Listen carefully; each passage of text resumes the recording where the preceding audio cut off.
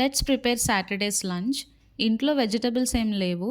So, ఇంకా ఏం చేయాలి అని ఆలోచిస్తున్నప్పుడు ఈ ఆనియన్ మెంతులు పులుసు గుర్తొచ్చింది. ఎంతమందికి ఈ కర్రీ తెలుసు? నాకైతే one of the favourite. And చేసుకోవడం కూడా చాలా ఈజీ.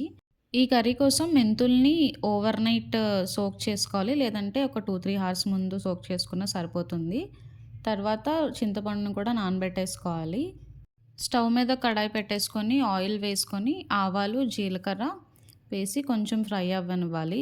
అన్నీ ఫ్రై అయిన తర్వాత కట్ చేసుకున్న ఆనియన్స్ వేసుకోవాలి. ఆనియన్స్ పొడవుగా కట్ చేసుకుంటే టేస్ట్ బాగుంటుంది. కొంచెం సాల్ట్ వేసి ఆనియన్స్ అన్నీ కూడా బాగా మగ్గనివ్వాలి. తర్వాత నానబెట్టుకున్న మెంతుల్ని కూడా ఇందులోకి వేసేసుకొని ఒక 2 మినిట్స్ మూత పెట్టేసి మెంతులను కూడా కొంచెం మగ్గనివ్వాలి. కారం, సాల్ట్ వేసుకొని ఒక 2 మినిట్స్ ఫ్రై అయిన తర్వాత కొద్దిగా కరివేపాకు ఇంకా చింతపండు పులుసుని వేసేయాలి. మొత్తం కలిపేసి మూత పెట్టుకొని బాగా మరిగిస్తే ఆనియన్ మెంతుల పులుసు రెడీ అయిపోతుంది. ఇది వండుతున్నప్పుడే స్మెల్ సూపర్గా వస్తుందన్నమాట.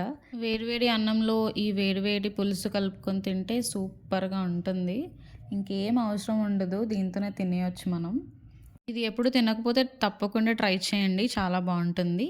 టేస్ట్ చాలా బాగుంది, నేనైతే వేడివేడిగా తినేసాను. ఇంట్లో వెజిటబుల్స్ లేనప్పుడు ఇది one of the best option. నేనైతే ఇదే వండుతూ ఉంటాను. వీడియో నచ్చితే ప్లీజ్ సబ్స్క్రైబ్.